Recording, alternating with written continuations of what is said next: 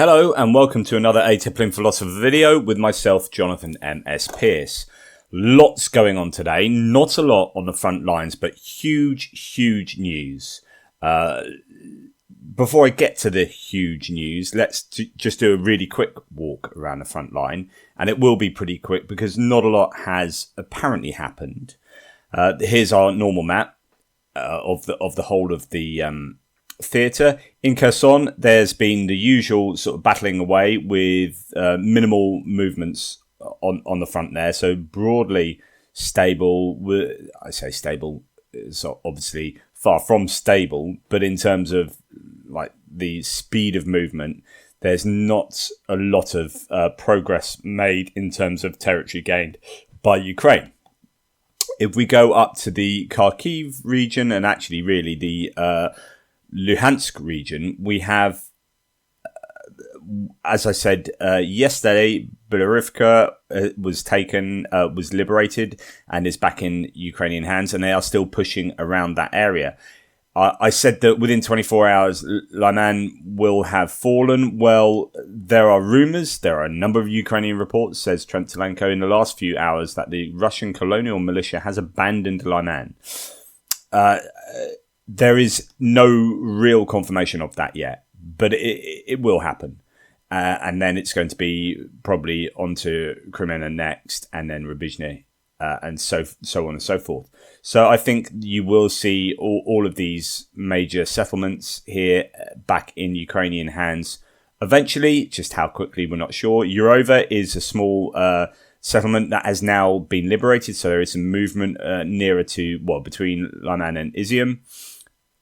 So there is movement, but again, it's pretty slow as Ukraine appear to be preparing for something. And there are some Russian rumours from pro-Russian channels that Ukraine are moving out all of their reserves, even from Kiev. If that's the case, then there is going to be something happening. And it might be a case of striking while the iron is hot. Why do I say that? Well, I say that because good old Mr. Vladimir Putin has announced that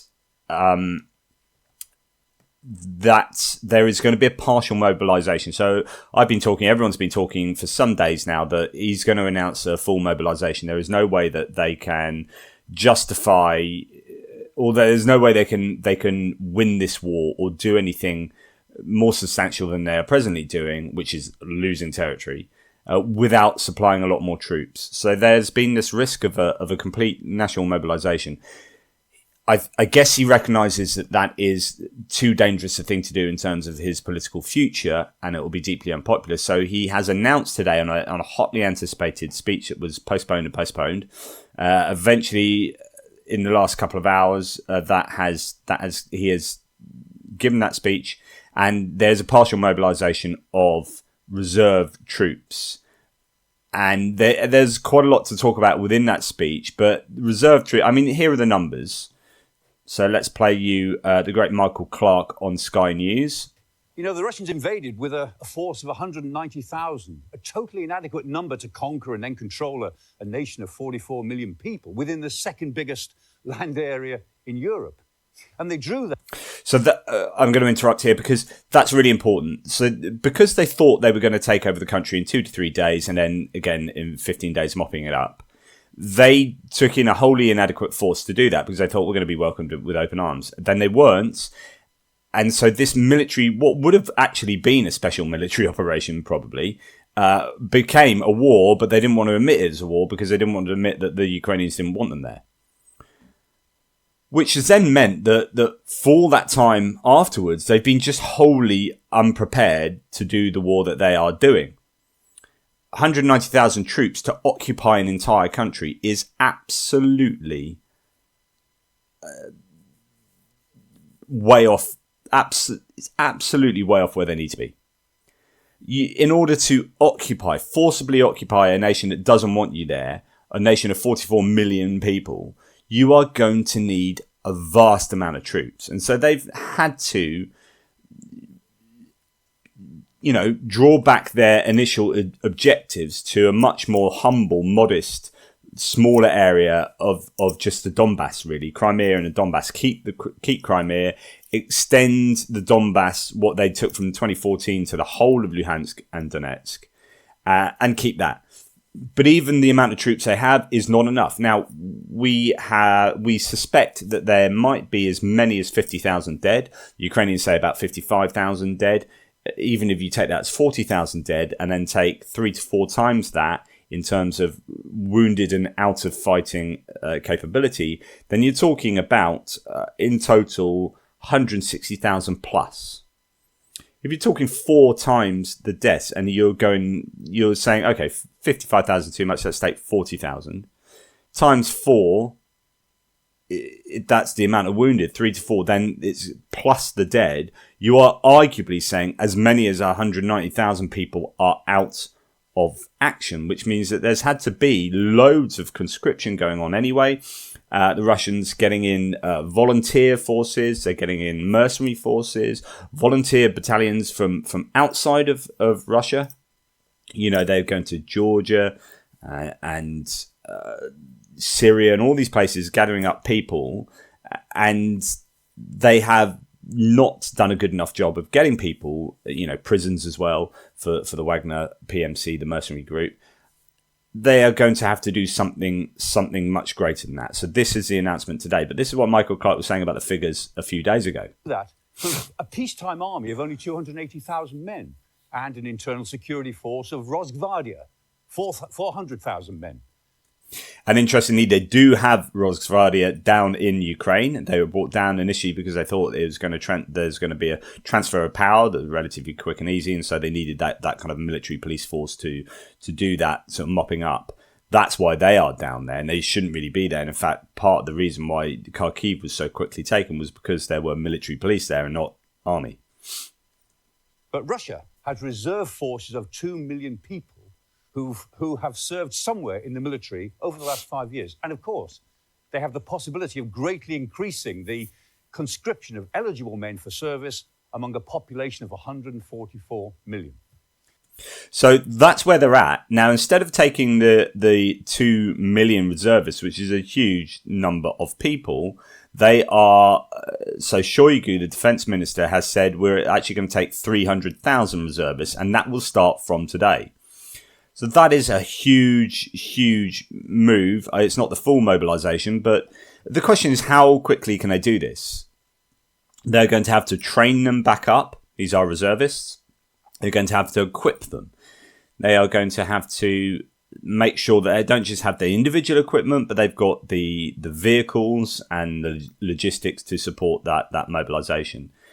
And the question is, do they have all that? How quickly can that be done? There's a theory that actually a lot of their military trainers have had to go down and fight in Ukraine. So there isn't a training facility available for the Russians at the moment to be able to do the work that's been asked of them. So what did Vladimir Putin say? Well, he said quite a lot. A few sort of snippets here. He says he will give legal status to volunteers fighting in the Donbass. So trying to bribe people with kind of, sweeten their volunteer activities with the promise of, legal status in, I don't know whether that's Russian citizenship and whatnot. So the Russian president says that it's necessary to take urgent decision to protect people in the liberated lands. That's why I asked the Ministry of Defense to agree to partial mobilization. And it starts today. He says that all citizens who will be mobilized will have full armed forces status. And that will be things like, if they died, their family get money, and they'll get paid, whatever, and all this kind of stuff. But the big thing, the absolute massive hypocrisy came over what he said about nuclear bribery, blackmail. So this is Putin speaking himself. Nuclear blackmail has also been used. We are talking not only about the shelling of Zaporizhzhia nuclear plant, which was actually done by the Russians, supposedly, But he's, this false flag thing, encouraged by the West, he says, which threatens to cause a nuclear catastrophe, but also about statements from senior representatives of NATO countries about the possibility and permissibility of using weapons of mass destruction against Russia. Nuclear weapons. Hang on, you were the one that was doing this. Right from the beginning, you've been threatening nuclear use. This is absolute hypocrisy. I would like to remind those who make such statements about Russia that our country also possesses various means of destruction, and in some cases they are more modern than those of NATO countries. I like the humility of saying that. Some cases we have more modern stuff, but mainly we don't. When the territorial integrity of our country is threatened, we, of course, will use all the means at our disposal to protect Russia and our people. What? So you're talking about the territorial integrity of your country, but you're the ones that invaded a sovereign nation of Ukraine. That's absolutely abhorrent. And something else I want to mention to that is the four referenda that have been announced in the regions of Luhansk, Donetsk, Zaporizhzhia and Kherson. Of course, if we go back to, before I finish that off, because the last part is the most important part. So here we have a region that is hotly contested, and it's not entirely in the Russian hands. We've got the Zaporizhzhia region. I mean, the city of Zaporizhzhia is not in Russian hands. You've got Donetsk, which at the most has only ever had 55% of its territory in Russian hands, and Luhansk, which was entirely in Russian hands, is no longer fully in Russian hands due to Belarusica being liberated by the Ukrainians. How can you have a referendum where you are only asking people in part of the regions, plus the refugees from these regions that have fled due to war? You are not going to. This will be that you'll have what's known as a selection bias. So the people that are left are going to be broadly more pro-Russian than the people that are left are going to be more pro-Russian than the people who have left. And that will give you a selection bias. It's a complete sham. It's going to be overseen by the military. It goes against all sort of ideas of democratic, all ideas of a decent functioning democracy and democratic institutions and mechanisms.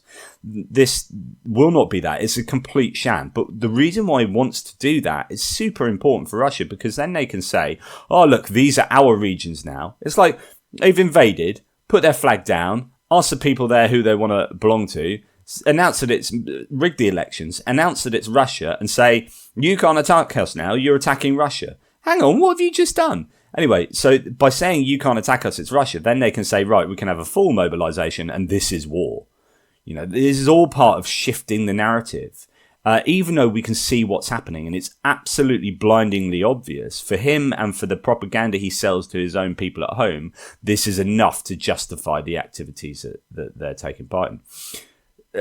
Just outrageous. But the last part I wanted to show you, this is not a bluff, going back to kind of nuclear blackmail. Those who try to blackmail us with nuclear weapons, we haven't really done that, should know that the weather vane can turn and point towards them. In other words, he's blackmailing us. This is hilarious. Well, it would be hilarious if it wasn't so chilling and dangerous. Here's a guy that's saying, don't blackmail us, and actually I'm going to blackmail you. And by the way, I was the one that's blackmailing you all the time. I'm just claiming that you blackmailed us, but really it was me blackmailing you. And then I'm going to re-blackmail you now. Absolutely unacceptable behaviour from this tyrant. Just ridiculous. Really, absolutely ridiculous and disgusting. But there you go. It's the territorial integrity of our country is threatened. Absolute nonsense, and just hugely hypocritical, unfair. President Putin, says the BBC, and his defense minister Sergei Shoigu, in their appearances on Russian TV this morning, were very keen to stress that the mobilization is strictly partial. Only reservists will be called up, Putin said. Under no circumstances, he says, will students or conscripts Be asked to serve, stressed Shoigu. Nonetheless, this announcement will make Russians very nervous. The shock news about that mobilization will begin immediately today means that many Russians, especially young professionals, will be considering leaving the country as soon as possible. Now, there's already been a brain drain and a drain of and just a general drain of both expertise and just people, your more liberal-minded people. And Putin wanted that. He's like, people who are going to be against me, I'd rather they weren't in the country. And then it's not a problem. So then he's left with people who are far more pliable or people who broadly agree with him. But the problem of saying that to a lot of people is you're getting rid of economic, technological, scientific expertise and losing that to the world. And it does, it's not useful in the long run. The final part is the Russian stock market took a sharp downturn at the news, and there are reports of increases in sales of plane tickets in order to leave the country. Things are looking bad. Economically, they're looking worse. Deficit budgets over the last couple of months. You've got the auto industry can't get components, so they've basically come to a standstill. You've got cars that they've had to change the legislation so that this is how I understand it, so that now they don't have to have ABS and airbags because they can't get the components to make those systems. And what they are also doing is changing the rules, and they've been doing this over the last few days, changing the rules of conscription, so that if you desert, then you are in all sorts of trouble. If you do X and Y and Z, you're in all sorts of trouble. So they're making it really tight. Although it's only a partial mobilisation, that's a huge number of people, and they're going to be pretty strictly kept in order. So that is a really big piece of news today. That together with the sham referenda that have been announced. The question is how the public are going to react. It's too early now to know that, but the next few days will be crucial in understanding how that's gone down with the Russian public. He's backed up against the wall, Putin, and I think he can't go the full hog, so he's sort of hedging his bets a little bit. So what does this actually mean for the Ukrainians and the West, Ukrainians' allies, NATO and the other countries? Well, previously, and I said this a little bit yesterday, there's been this idea that we can't provide huge weapons to Ukraine because we don't want to escalate this conflict. So we provide them with just enough not to annoy the Russians too much. The problem is the more Ukraine succeed, arguably the worse the outcomes for Ukraine. That sounds really weird, but what that means is the more that Russia lose, the more that's going to annoy Russia, and they're going to want to retaliate big time to try and overcome the embarrassment and humiliation of losing to Ukraine. So we provided Ukraine with just enough weapons to succeed. They've ended up succeeding, and Putin's gone, oh dear, we're going to have to do something here. So we're going to pile on in, and we're going to threaten nuclear warfare as well. So what this now means, I mean, there's a bit of a dilemma for Ukraine's allies, because it's like, okay, de-escalation, if you can call that what we've been doing. I mean, there's been attempts at diplomacy, obviously, but the idea of not quite going gung-ho with weapon provision has worked, but it hasn't ultimately worked. So Russia are going to double down. So the West now has a dilemma. Do they continue as they are and just hope the attrition continues to work on the new people coming in, because it doesn't look like they're going to get new equipment?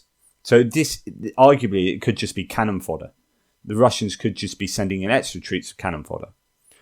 Or do America and the West say, right, now's the time to start providing American jets, the ATACMS, and these other systems that will be able to overcome the threat of these extra soldiers being poured in from Moscow. It's going to be interesting to see how it pans out. On the one hand, I think, goodness me, just get the jets in and get the ATACMS and send in these things and let's finish this. But on the other hand, I understand that comes with huge risks, including nuclear war, right? So you just, I don't know whether there's a theory to say if you keep attriting, the Russian forces adequately enough, eventually Putin will lose out politically.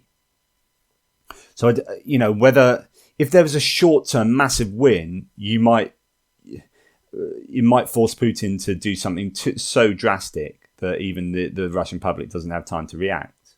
Whereas if this is a slow, inevitable death of the Russian armed forces here, then maybe that gives time for the Russian people or the Russian government to have a coup or to show their displeasure and remove Putin in a safer way. I don't know. There are just all these competing theories going on in my head, and I just don't know what the right course of action should be, because Putin is just I don't know. Is he unpredictable? I mean, it's all about getting inside Putin's head, and that's a difficult thing to do. So who knows what will happen? It'll be really interesting to see how NATO reacts to this. What else can we say about other aspects of the news? Well, Sevastopol, which is a naval port, I was talking yesterday about the buffer zone, about how if Russia loses Kherson, if it's liberated and back in Ukrainian hands, then they can move their long-range artillery and missiles much closer to Crimea. That presents a problem. They've also got drones that can hit. So what happened is, in recent times, Saki Airport was hit in Crimea, which is a military air base, and then you had the naval headquarters being hit by drone attack in Sevastopol. And this has really freaked out the Russians. We already know that the Russian Navy is freaked out because they're essentially hiding and firing off cruise missiles at night time. So that they're hiding somewhere in the Black Sea, but they are behind here. They're nowhere near striking distance of, armaments from the mainland, from the Ukrainians. Now, what the Russians, and this is according to UK intelligence, is the UK says Russia has relocated Black Sea submarines as the threat level has risen from Ukrainian attacks. So what they've done, their Kilo-class submarines have been removed from Sevastopol and taken. So here we are. There's Sevastopol down there. There's Crimea. Here's Ukraine, Odessa, Kherson. Because they're worried about being hit, and if things go quicker, then if Kherson suddenly is liberated, then you can bet that most of this area will be liberated fairly quickly. If this is sort of liberated right down to the 2014 lines, then really Sevastopol is in danger. So they have moved their Kilo submarines to Novorossiysk, which is a Russian base in southern Russia. So this is still Russia here, but there's the reason why Crimea is super important, because you've got a ready-made naval base that's been a naval base for a long time, and so this is really strategically important. They can have naval bases here, but the problem is you've got to build them, and those are huge undertakings. So although they're moving the Kilo-class submarines here, you won't have the logistics, you won't have the port to necessarily be able to handle that yet. You might need to make a lot of adaptations, but then also, the logistics of married quarters, or, where servicemen are going to live and sleep, and all the supplies that will need to be sorted out that have previously been operating around here and will service Sevastopol and all the industry around there. You're going to have to move that over to here, and that is not there yet. So that's quite a large undertaking, and that is a really fascinating piece of news that's come out. Okay, so that's really not a lot of movement on the front lines. I'm going to give you a quick walkthrough a few bits of military hardware that Russia use. So the reason I'm going to do this is because, well, if you're anything like me, I cruise through things like Ukraine weapons tracker. That's my daily diet, part of my daily diet. And I'll be going through this and going, this piece of equipment has been taken out. This SPG's been taken out. Oh, this BMP's gone. This another BMP, or an MRAP, an IFV. And I know what all these things mean now. But I just thought it'd be interesting to go through some of the basic pieces of equipment to just explain, if I use then some of these acronyms, you will know what I'm talking about. So let's start from the beginning. I mean, what I'm going to be looking at essentially is a lot of these pieces of armament.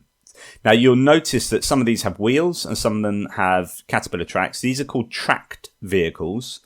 And tracked vehicles are much more useful for travelling through difficult terrain, especially muddy terrain, because you're spreading your load over a much wider area. Now, in the Second World War, they had slightly wider tracks, and it turns out some of the more modern tanks they're easier to get stuck than some of the older tanks from the 1940s and 50s, but there you go. So wheels are good for being much quicker. Tracks are useful for being able to navigate difficult and challenging terrain. Okay, so let's look at some of these. I'm not going to go through all of these, but some of these vehicles. The first one I'm going to talk about are MRAPs. What are MRAPs? Mine-resistant ambush-protected vehicles. In the UK, we used to use Land Rovers. We've come a long way since then, and we developed, Huskies and all these other vehicles. America has Humvees and all sorts of different vehicles. What do the Russians have? Well, the Russian MRAP, the main one is the Typhoon. So that's what an MRAP looks like. And what happens is that is resistant, or more resistant to mines. So they might have a V-shaped bit under the hull to like deflect away stuff, or certainly just much greater armament than some of the other vehicles that we're going to look at. And that means that they are much safer for transporting troops around in challenging circumstances where there are lots of mines. Now, it's worth let me show you. This is one of those vehicles. This is a Typhoon. So this is a Typhoon. That's a more modern one. Typhoon K Kamaz, which is a Russian manufacturer. So this is a Typhoon vehicle being hit by... If you can see, there's at least 3 explosions, possibly more. Those, I don't know whether this is what's called a daisy chain of explosions. So it waits until, gets in the middle and then blows them up. But even though that's a mine-resistant vehicle, you can see it is in a lot of trouble. Whether the people inside are fine or not is the question, and that's what MRAPs are designed for. So even when that happens, there is a strong chance that everyone inside is alive, even if they might have a few headaches, or they might not be.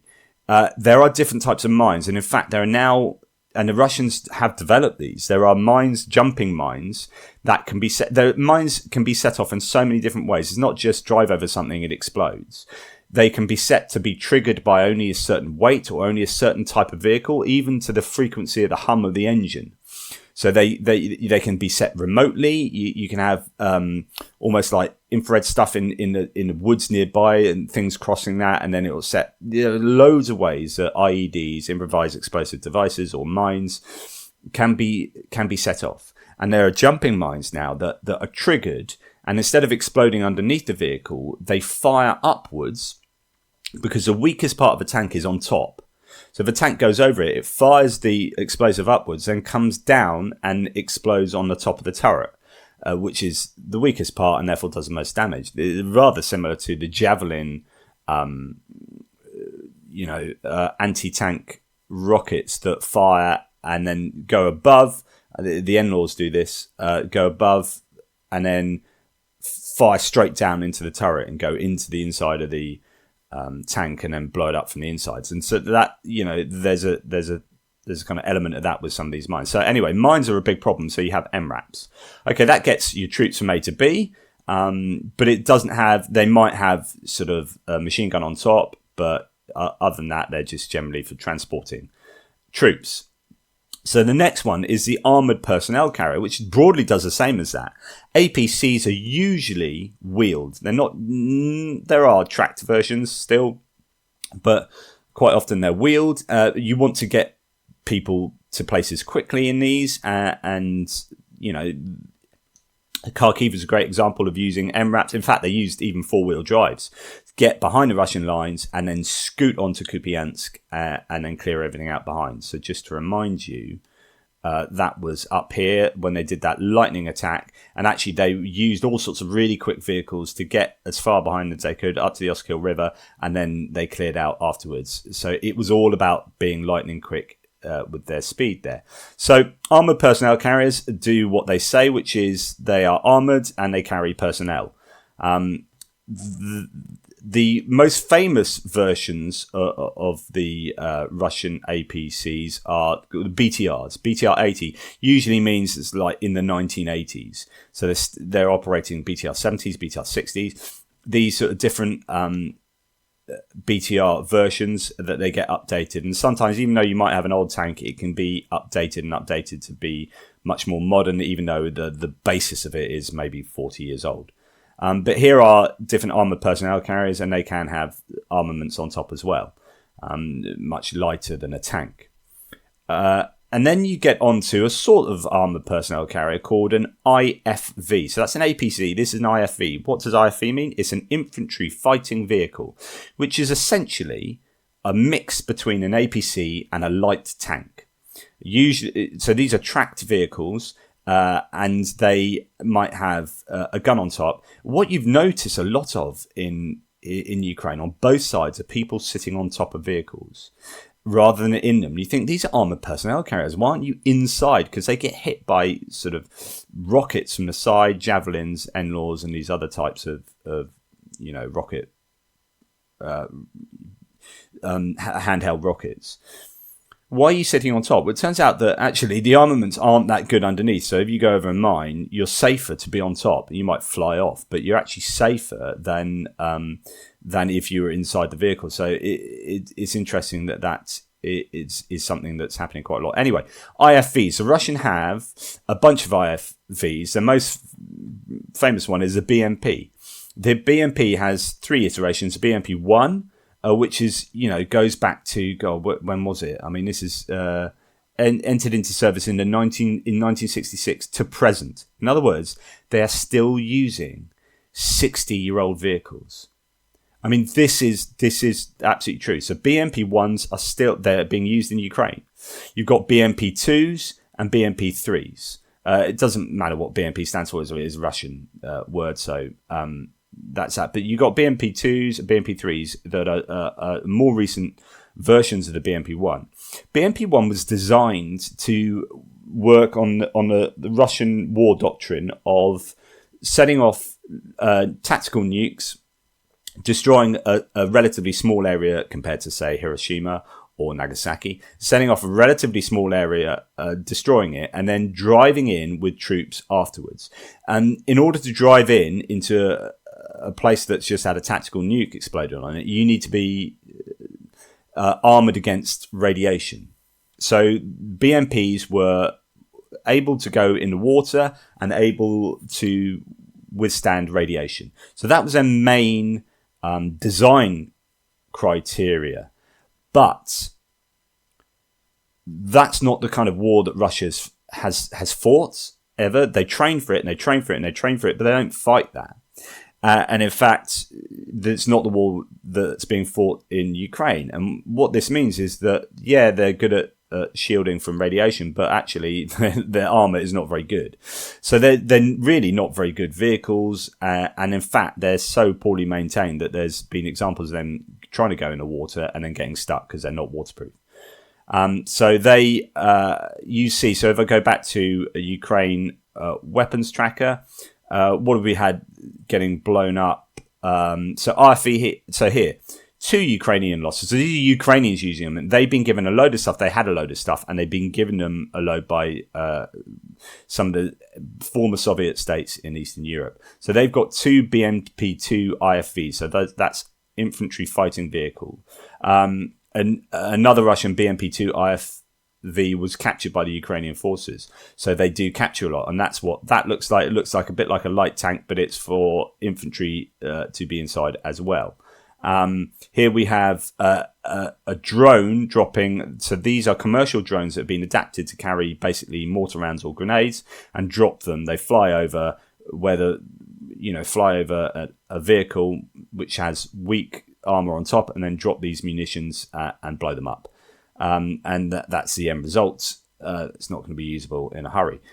Here we have NTLB armoured vehicle, which I'll talk about in a second, and the T-72 B3 tank. So these are, and you will see a lot of this, which is, why is that rusty? Has it been there a long time? Basically, when they get blown up, they rust immediately.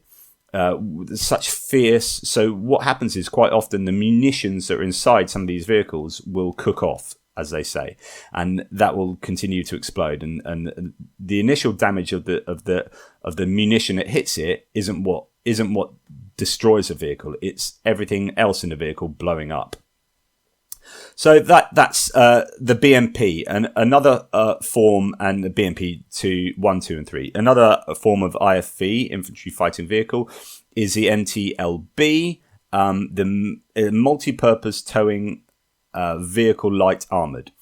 And that's what from the Russian. That's what that means. The Russian is MTLB. It's a tracked armored fighting vehicle again. That you will see getting destroyed as well. I mean, let's have a look at, since the 1950s to present. Okay, and some of these vehicles are really pretty old. So I showed you the NTLB up here, wasn't it?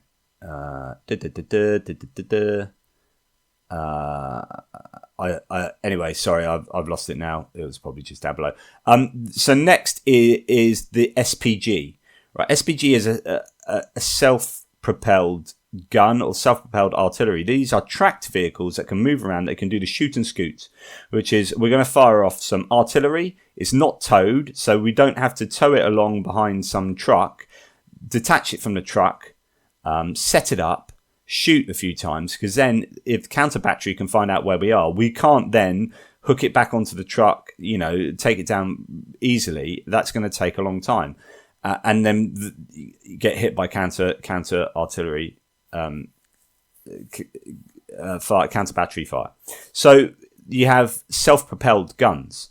These are howitzers, basically on a tank chassis type thing, a tracked vehicle, and they can have varying distances. One of the best on the market at the moment is, as I said yesterday, is a Panzer Howitzer 2000 from Germany, which has the longest range. And really, you want range and manoeuvrability. But there you go. So the Ukrainian 25th Brigade captured at least one more Russian MSTA SPG here. So there's a couple there that are very useful. Thank you very much, say the Ukrainians. We'll take them. So when you go down feeds like this, when you start understanding some of these abbreviations, it all starts making a bit more sense. So the T-72 tank there, and I'll just talk about the tanks in a second, and then MTLB. So the MTLB is infantry fighting vehicle. It's probably that one upside down with a little hatchway in the back. Sorry, I've just realised I haven't got my big shiny mouse pointer. Again, it's 2 days this week, I've forgotten. So let's quickly go on to tanks. And I'm going to just go to this website to show you tanks. So the tanks they use are these T-series tanks. This goes back to the Second World War. T-34, one of the most famous tanks in the world. In the Second World War, did a superb job. It was incredibly versatile. What you've had, and there's a BMP, so you can see much smaller gun than these much larger tank guns. So you've got the T-72 and the T-80, but actually we've got T-60s as well. It doesn't even have them here because they're so old, but they've been brought out to be used in Russia. So although this says the main ones used by the Russians are the T-72, made in 1972, and the T-80, which is 76 onwards, but basically the 80s. These are the main tanks, and now you've got a T-90, but you've got very few T-90s, and one was captured the other day, and the Ukrainians were super happy about that because it's got the most sort of tech in, and it's a bit of a pride of the Russian forces compared to these older tanks. But there are your tanks. So when it says the number afterwards, it refers to kind of when they're from. Now, it doesn't necessarily mean that was when that one was built and that's it left, because you have these updated versions. So you'll get, tanks that are have these other parts other dates and numbers that refer to what variant they are. Okay, an autocannon is like a sort of big, almost like anti-aircraft machine gun. Let's see if I can see that, or is it to destroy? Those are the 2 tanks. There's your infantry fighting vehicle. Oh, there's your autocannon, and it's got a unit on top that can usually shoot at aircraft as well. So those are your tanks. But as I say, the fact that the Russians are using T-60s means that they're in trouble as far as equipment is concerned. They just don't have the equipment that we thought they had. They had so much in stock. We originally thought they had 10,000 tanks plus. Turns out that they may have had 10,000. They may have had 10,000 tanks, but those tanks were in such poor condition that half of them been cannibalized and used to repair other tanks, that really they don't have 10,000 tanks. MRAP, all of these words. So anyway, these are useful tidbits for you, hopefully. Here's an IFV, an infantry fighting vehicle being destroyed by a drone dropped munition. Hopefully this is somewhat useful for you. And you can understand, if you are to look on the internet and you see these acronyms or hear them mentioned anywhere, you know a little bit about what they mean. I'll talk about how you form units up in a future video. But there you go. Anyway, hope that's been somewhat useful for you. Thank you for listening. Please like, subscribe, share, and all that kind of stuff. And let me know what you think in the comments. If I've got anything wrong, please let me know. I do like being corrected. Well, I don't like being wrong, but if I am wrong, I like to be corrected. And toodle pips.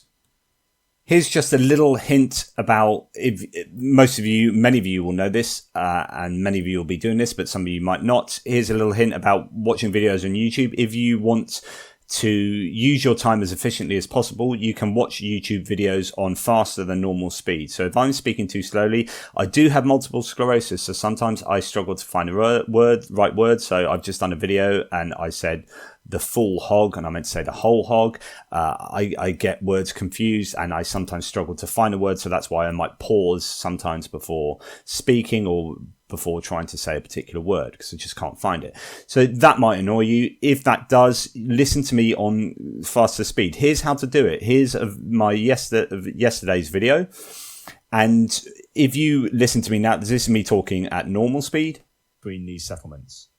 So we go to the main map here, up here, as you can see. And if you go to the settings, it'll be broadly the same on your phone. If you go to the settings cog, playback speed, and let's set it at 1.5 times speed. So that's me speaking 1.5 times the speed. And let's see what that does. See the amount of, compared to all these roads and railways, you've got the railway line there, the railway line there. But in between, there's not a lot of settlements here. And so they could lose that relatively quickly. Going back to the maps, the Google Maps. So here we have the wooded area. Now, Bilorivka is here, and it's kind of on the outskirts of Lysychansk, which is... So you can see that you actually end up getting used to listening to someone speaking at that speed. And it's really useful for being able to do more in a day, if that's your thing. If you want to take it easy and listen to me at my normal pace, then hey, that's cool. But just to remind viewers, and I know this is teaching grandmother to suck eggs for a lot of you, but some of you might not be used to doing that and might not even know about it. So there's a really useful mechanism to allow you to take in more content in a day, or to just get through my videos more quickly because you've got something to do. Anyway, thanks for listening.